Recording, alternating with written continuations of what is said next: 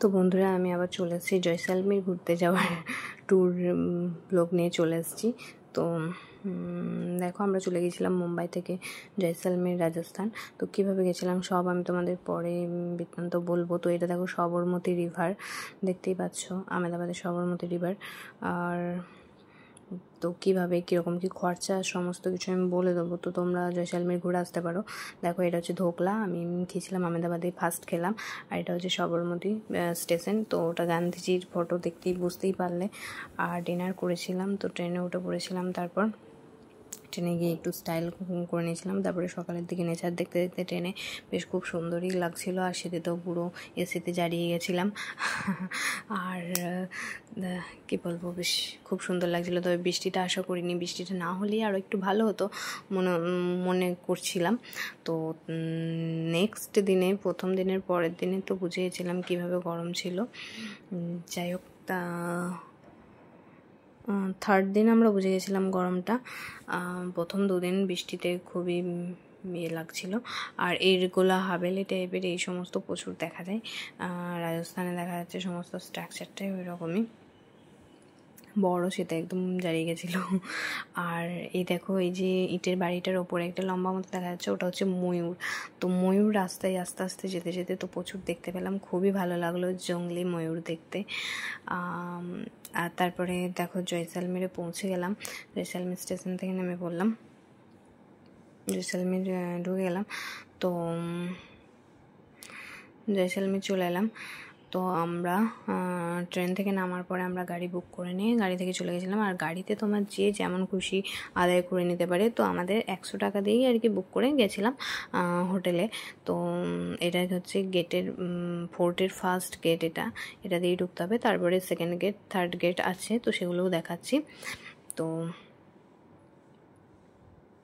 আর ওই যে বললাম গাড়িটা 100 টাকা দিয়ে বুক করলাম। তো ওটা তোমার বেশি দূরের রাস্তা নয়, 1 কিলোমিটার মতো, তাও 1 কিলোমিটারও ঠিক নয়। এটা তৃতীয় গেট, আর তার আগের গেটটা দেখালো, ওটা হচ্ছে সেকেন্ড গেট ছিল। তো আর এটা হচ্ছে আমাদের হোটেলটা। তো হোটেলে আমরা এবার ওপর দিয়ে উঠে যাচ্ছি। আর এটা হোটেলের নিচে। আর আমরা হোটেলের মানে ফোর্টের মধ্যে আর কি, ফোর্টের মধ্যে হোটেল বুক করেছিলাম ফার্স্ট নাইটটা স্টে করার জন্য। তো ভালোই লাগলো। আর হোটেলটা টপ ফ্লোরে, ফোর্টের মধ্যে টপ ফ্লোরে বুকিং করা ছিল। রুমটাও বেশ ভালোই ছিল, পছন্দই হয়েছিল। আর বৃষ্টিও পড়ছিল। তো বৃষ্টি না পড়লে এনজয়টা আর একটু বেশিই ভালো হতো। আমরা রাজস্থানের গরমটাই উপভোগ করতে চেয়েছিলাম, তবে তৃতীয় দিনে গরমটা আমরা ভালোভাবেই বুঝতে পেরেছি। প্রথম দুদিন গরমটা অতটা টের পাইনি, যদিও প্যারাডাইস হোটেল ছিল ফোর্টের মধ্যে। তো আমরা দুপুরে ওখানে আমরা ট্রেন থেকে নেমেছিলাম 12টা সাড়ে 12টার দিকে। তো তারপর আমরা রুমে 1:45টার দিকেই চলে এসেছিলাম। 15 মিনিটও লাগেনি, তো গাড়িতে চাপা করে আর কি 15 মিনিটই ধরলাম। তো ওই আর কি, তারপরে চলে এলাম। তারপরে ফ্রেশ হয়ে নিয়ে আমরা 3টে সাড়ে 3টের দিকে লাঞ্চ করে তারপরে আমরা বেরিয়ে পড়েছিলাম বাইরে ঘুরতে, একটু ফোর্টের চারপাশটা ঘুরতে। সব কিছু যেগুলো সাইডে যা দেখার আছে সেগুলো সমস্ত কিছু দেখার জন্য ঘুরতে বেরিয়েছিলাম। আর এখানে হাভেলি টাইপেরই সব কিছুই বেশি। দেখো আমি রুমটা দেখিয়ে দিচ্ছি ভিডিওতে তোমাদেরকে। রুমটা খুবই সুন্দর ছিল, ভালোই, ছোটো রুমের মধ্যে বেশ খুব সুন্দর ছিল, দুজনে স্টে করার মতো। তো ফ্যামিলি নিয়ে গেলে বড় রুমের দরকার বা ছিল, কিন্তু এটা বেশ খুব সুন্দর ছিল। আর এই ব্যালকনিটা বেশ ভালোই লাগছিলো আমার, তো ব্যালকনিটা পেয়ে খুবই হ্যাপি হয়ে গেছিলাম, খুশ হয়ে গেছিলাম। তো আর ভয়ও লাগছিলো ব্যালকনির সামনে ধারে যেতে, মনে হচ্ছিলো ভেঙে পড়ে যাবে কিনা, এরকম একটা ব্যাপার। জানি না কেন মনে হচ্ছিলো। তবে বর্তমানে বলছিল তোমার সবাইতেই ভয়, এটা ওটা। যাই হোক, আর পুরো সিটিটা দেখা যাচ্ছিলো, খুব ভালো লাগছিলো। আর রাতের দিকে তো দারুণ লাগছিলো সিটিটা। তো দারুণ খুবই এনজয় হলো।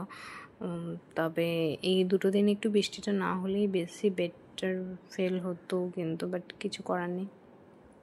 তো দেখো লাঞ্চ খেয়ে নিয়েছিলাম, এটা লাঞ্চে মেনু ছিল, তো ওই খেয়েছিলাম আমরা। তারপরে আমরা একটু সাজুগুজু করে ফটোশ্যুট করে বেরিয়ে পড়লাম, রওনা দিয়ে দিলাম। এবার আমরা ঘুরবো চারপাশটা। এটা হোটেলের নিচেটাই, একটু ফটোশ্যুট করে নিলাম। তারপরে এটা রাজার মহল, রাজার বাড়ি, রাজারা এখানে থাকতো সবাই। তো এখানে 200 টাকা করে 400 টাকা লাগলো টিকিটে, ক্যাশ পেমেন্ট দিতে হলো, কোনো ফোনপে জিপে নিতে হয়নি। আর 400 টাকা লাগলো। তারপরে সিকিউরিটি চেক করে নিয়ে তারপরে আমরা উঠে এলাম উপরের দিকে, বাকিটা সব ঘুরে নিলাম।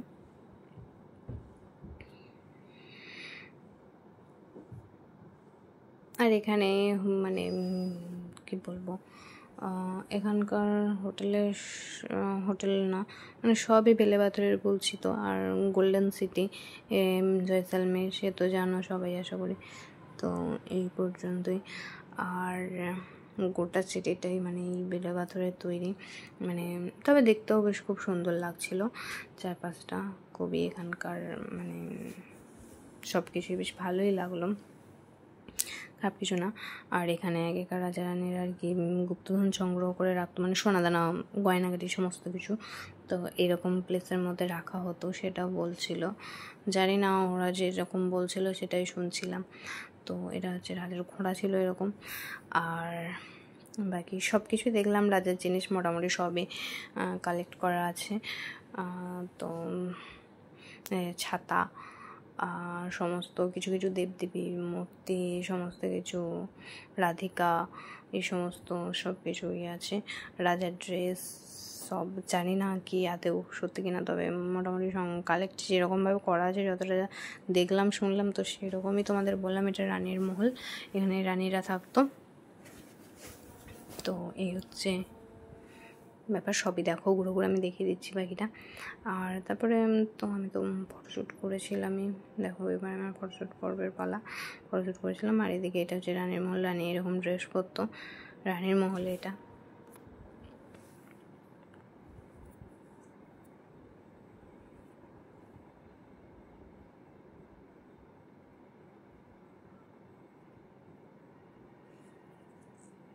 তো ফটোশ্যুট করার প্লেসগুলো বেশ ভালোই ছিল, ফটোশ্যুট ভালোই করা হয়েছে বা হচ্ছিল। জানি না আমাকে কেমন লাগছিল, আমি তো খেপার মতো ঘুরছিলাম। তো যাই দেখো, আর রোডের চারপাশটা,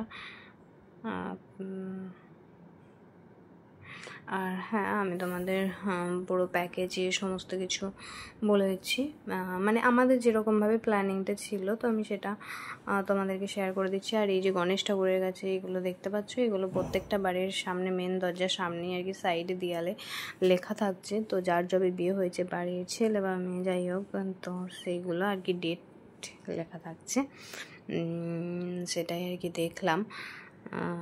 ডেট, তারিখে সমস্ত কিছু, তারিখ, সাল, এই সমস্ত সব লেখা থাকছে নাম ইয়ে করে। এই হচ্ছে ব্যাপার, প্রত্যেকটা বাড়িতেই দেখতে পাচ্ছিলাম। তো যাই হোক ভালো লাগলো দেখে এখানকার কালচারগুলো। তো আর পুরোই তো গোল্ডেনই লাগছিল, তো গোল্ডই মনে হচ্ছিল, দেখতে বেশ ভালো লাগছিলো। আর পুরোটাই হচ্ছে বেলে পাথরের। আর দেখো এটা হচ্ছে পাট্টনকা হাভেলি, তো এখানে সবই হাভেলি টাইপের। তো বলছি এখানে গাইডও পাওয়া যাচ্ছিলো, অনেকে গাইড নিয়ে ঘুরছিলো চারপাশটা দেখো। তো এখানে সব কিছু সংগ্রহ করে রাখা আছে হাভেলির সমস্ত কিছু, তো দেখে নাও বাকি সব। আর হ্যাঁ, আমরা মুম্বাই থেকে গেছিলাম। তো আমরা মুম্বাইয়ের ডোম্বিভিলি স্টেশন থেকে গেছিলাম দাদার থেকে আহমেদাবাদ পর্যন্ত ট্রেন বুক করা ছিল, তো গেছিলাম। তারপর মানে ওটাতেই 8-9 ঘন্টা টাইম লেগেছিল। তারপর গেছিলাম তোমার আহমেদাবাদে থেকে গেছিলাম সবরমতী স্টেশন, তো ওটা মানে অটো ধরে গেছিলাম। আর সবরমতী স্টেশন থেকে রাতে 10:15 ট্রেন ছিল। তো পরের দিন দুপুরবেলায় 12:30টায় নামিয়েছিল ট্রেন থেকে। তো ট্রেন থেকে নামার পর আমরা ক্যাব বুক করলাম। তো ওখানে মানে এমনি সবাই হাত ধরে নিয়ে যাচ্ছিলো, আর আমাদের আর কি শুধুমাত্র মানে ফোর্টের মধ্যে হোটেলটাই বুক করা ছিল, বাকি আর আমরা কিছু বুক করিনি। আমরা মানে এটাই ঠিক করেছিলাম যে ওখানে গিয়েই দেখে শুনে বুক করব, মানে বুঝে ইয়ে করে। তো যাই হোক, তো মানে আমাদের হোটেল থেকে বা ফোর্ট থেকে যাই বলো না কেন, ফোর্ট থেকে মানে স্টেশন তো 1 কিলোমিটার, তাও নয়। তো যাই হোক, ওটা গেছিলাম। আর আমি বলছি বাকিটা পরে। আর এটা দেখো গাদিসার লেক, এই লেকে এসেছিলাম, বেশ খুব এনজয় হয়েছিল। এখানে অনেক বড় বড় মাছ ছিল। আমি একটা খাবারও নিয়েছিলাম, খাবারও দিয়েছিলাম, দেখতে পাবে সেই ভিডিও তোমরা। হ্যাঁ, এখনই দেখাচ্ছি। আর তারপরে তো আমরা গেছিলাম, হ্যাঁ, তো 100 টাকা নিয়েছিল গাড়িতে। ওটা 100 টাকা নেওয়ার কোনো মানে ইয়েই হয় না, সেখানে 100 টাকা নিয়ে নিল ওইটুকুনি। তো যাই হোক, বুঝতে পারিনি, এই বাইরে গেলে তো এই হয়, ভুলবশত কিছু করার নেই। তো যাই হোক, লোকসানই হয়েছে আমাদের। 1 কিলোমিটারের রাস্তাও নয় সেটা। তো মানে অটোতে গেলে বা নিজেরা হেঁটে যাবো মনে করলে তাও যাওয়া হতো, কিন্তু পিছনে এমনিতেও ভারী ওয়েট ব্যাগ ছিল, তো সেই জন্য যাওয়া হয়েছিল। যাই হোক, তো তারপর সেখান থেকে গাড়ি বুক করার পর তারপরে আমরা হোটেলে কথা বললাম। তো সেখানে ওনারা করে দিল, প্যাকেজ বুক করে দিল। তো প্যাকেজে ওরা নিয়ে যাওয়া নিয়ে আসা সমস্ত কিছু গাড়ি দিয়ে করে ঘোরানো করে 12,000 টাকা পড়েছিল। 12,000 টাকার মতো পড়েছিল, কত 11,000 750 এরকম কিছু পড়েছিল।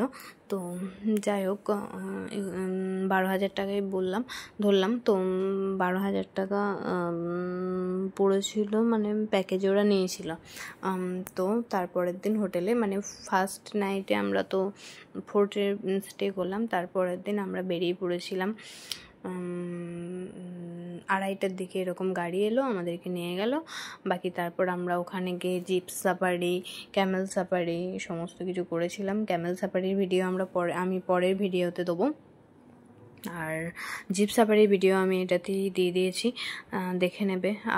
আর একটা গাড়ি বেশ বলে, তো যাই হোক, আমার তো সবেতেই ভয় লাগছিল, জিপেতে যেতেই ভয় লাগছিল, এত স্পিডে জিপ চালাচ্ছিল, মানে কি বলবো, উল্টে পড়ে যাচ্ছিলাম। আর এমনিতেই দুজন ছিলাম, তো উড়িয়ে নিয়ে যাচ্ছিলো একবারে। আর বালির মধ্যে ভয়ও লাগছিল, আর উঁচু নিচু বালির মধ্যে, বাপরে খুবই ভয় লাগছিল। আর তারপরে ওই যে একটা গাড়ি সাফারি করলাম, তো সেটাও ভিডিও আছে, দেখে নেবে, এই ভিডিওতেই দেখতে পাবে।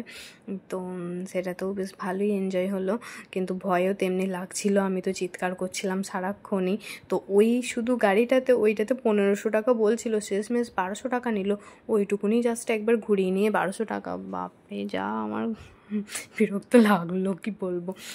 যাই হোক, কিছু করারও নেই, ইচ্ছা থাকলে করতো, মানে ঘুরতে করতো, সে হচ্ছে কথা। আর বুঝতে পারিনি ওটা হয়তো 500 টাকা 700 টাকা দেবো বললেও হয়তো চলে আসতো, কিন্তু আমরা তো অত কিছু ভেবে চিন্তে দেখি নাই। বাকি কিছু অল্প টাইমের মধ্যে তাড়াহুড়ো করে সে করে নিয়ে যাওয়া জিপ সাফারি করে। আর এমনিতেই বৃষ্টি পড়ছিল, বালিটাও ভিজেছিল। তো যাই হোক, মানে জল দাঁড়িয়ে গেছিলো, আর একটু শুকনো বালিটা হলে বেশ আরও ভালো লাগতো আমার মনে হয়। তো সেই আর কি। তো দেখো, তারপরের দিন দেখো আমরা গাড়ি করে বেরিয়ে পড়লাম ফোর্টের মধ্যে থেকে। এই গাড়ি করে পুরোটাই ঘুরেছিল, মানে 2 দিন এই গাড়ি করেই ঘোরা হয়েছিল, প্যাকেজের গাড়িতেই। তো 2:30টার দিকে বেরিয়ে পড়লাম। তারপরে যেতে যেতে একটা জৈন টেম্পেলে চলে এলাম, এটা মহাবীরের টেম্পল। তো এখানে চলে এলাম, এখানেও এন্ট্রি ফিস লেগেছিল। মানে এখানে মানে সবেতেই যেখানেই ঢুকবে সেখানেই আর কি এন্ট্রি ফিস দিতে হবে, 50, 100, 200, 400, মানে কোনো নেই, যেখানে যেমন। এটাতে তোমার 50 টাকা করে 100 টাকা লাগলো। তো যাই হোক, চলে গেলাম। তারপরে চলে এসেছিলাম কুলধারা। বাবা, কুলধারার পৌরাণিক কাহিনী সে তোমরা দেখে নিও, ভিডিওতে আমি পুরোটা বলছি না। ভুতুড়ে কাহিনী টাইপের, ভুতুড়ে কাহিনী। পুরো গ্রামবাসী সব উধাও হয়ে গেছিলো এক রাতেতেই, শোনা কথা জানি না। তো তোমরা দেখে নিও, জেনে নিও ভিডিওটা, আমারও পুরোটা জানা নেই। আর তো দেখলাম সব ভাঙা সব বাড়ি পড়ে আছে, পুরো গ্রাম একদম উধাও হয়ে গেছিলো। আর এখানে তোমার 110 টাকা নিল, মানে টোটাল গাড়িও ঢুকতে দিল। অনেকটাই গাড়িটা যেতে হলো, তো না হলে হেঁটেই যেতে হতো। আবার তারপরে তোমার এখানে মানে বলছি না, যেখানেই যাবে সেখানেই ফিজ, এটাও একটা ব্যবসা করে রেখেছে। তো এটা দেখতে যাওয়ার জন্য 110 টাকা নিল। আর তারপর এই দেখো কুলধারা ভিলেজ দেখতে পাবে, আমি উপরের অংশ থেকে গ্রামটা অনেকটা দেখা যাচ্ছে যতটা ততটা। তো এখানেও গাইড ফাইড পাওয়া যাচ্ছে, আমরা গাইড নিইনি। তো গাইড ফাইড নিতে গেলে তো আরও মানে প্রচুর আরও বেশি, অনেক বেশি খরচা পড়ে যেত। 100 টাকা 200 টাকা যে যেমন পারছে নিচ্ছে। তো এই হচ্ছে ব্যাপার। চারিদিকে আর যেখানেই যাবে সেখানেই টাকা ছাড়া কোনো কথাই নেই। মানে বাড়তি খরচা কম করে 7-8 হাজার টাকা তো ধরে রাখতেই হবে। মানে যে যেমন পারবে, যে দিক থেকে পারবে আর কি বসাবে, এরকম একটা ব্যাপার। আবার মানে অনেকে ভালোবেসে ইয়ে করে চাইবে এটা ওটা। তো আমরা যেমন সমস্ত কিছু বুকিং করা ছিল, তারপরেও আমাদের কাছে ক্যামেল সাফারিতে গিয়ে আমাদের কাছে নিল 500 টাকা। সে বললো, আমরা বললাম যে 300 টাকা দিচ্ছি না, উটকে খাওয়াতে হবে, এটা ওটা বলে, এটা যে খাওয়ানোর জন্য আপনি দিন, এটা ওটা বলে ইয়ে করে 500 টাকা নিয়ে নিল। তারপরে জিপ সাফারিতে কিছু দেবেন না দাদা, একবারই তো এসছেন, এটা ওটা মানে হাজার রকম বৃত্তান্ত, কি আর করবো। এটা আমাদের টেন্ট ছিল, তো সেখানে আবার তাকে ঠিক আছে 200 টাকা দেওয়া হলো। মানে এই রকম যে কত দিক দিয়ে বেরিয়েছে কোনো ঠিক নেই, সেটাও বলে রাখলাম। যদি কোনো সময় আসো তোমরা, তো সেগুলোও আর কি বলে রাখছি। মানে ওই রকম খুচরো পয়সাও রাখতে হবে। এটা টেন্টের মধ্যে আমাদের বাথরুম ছিল। টেন্টটাও বেশ ভালোই ছিল, খারাপ কিছু ছিল না, পছন্দই হয়েছিল। এবার দেখো জিপ সাফারিতে বাকি ভিডিও দেখতে পাচ্ছ। আর মানে ওই রকম প্রচুর গেছে। তো এই হচ্ছে কথা। আর তারপরের দিন আমরা টেন্টে থাকলাম রাতটা। তো ওখানকার কালচারাল প্রোগ্রাম সমস্ত কিছু দেখলাম। তো সেই ভিডিও আমি তোমাদেরকে পরে ভিডিওতে দেখাবো। আর ছোটো ছোটো আরও শর্ট ভিডিও নিয়ে তো আসবোই, তো পুরো ভিডিও দেখতে থাকো। তো তোমরা জয়সালমের ঘুরে আসতে পারো, আশা করি খুবই ভালো লাগবে। আর পাহাড় সমুদ্র তো যখন তখন যাওয়াই যায়, একবার মরুভূমির দেশেও একবার ঘুরে আসতে পারো। আর এটা গেলে সাধারণত ট্যুর বলতে একরকম শীতকালটাই বেটার হয় বেশিরভাগ জায়গাগুলোই, যেখানে যেমন যে সিজনে। আর বিশেষ করে জয়সালমীরটা শীতের দিকে এলেই ভালো হয়, তো সেই সিজনটা ওদের ভরপুর সিজন। আর তখন মানে ওদের কাছে যেটা জানলাম যে মানে সেই টাইমটা ওদের সিজনের সময়, তখন ধরো রেট তো আরও বেশি হবে অবভিয়াসলি, সেটা তো জানা কথাই। তো তখন আমরা যেটা হোটেলটা এখন কত 2300 টাকায় বুক করলাম, ভোটের মধ্যে হোটেলটা 2300 টাকা এক নাইটে নিল, তো 1 নাইটে। তো ওটা তখনই হয়ে যায় 5 থেকে 6 হাজার টাকা হয়ে যায় তখনই।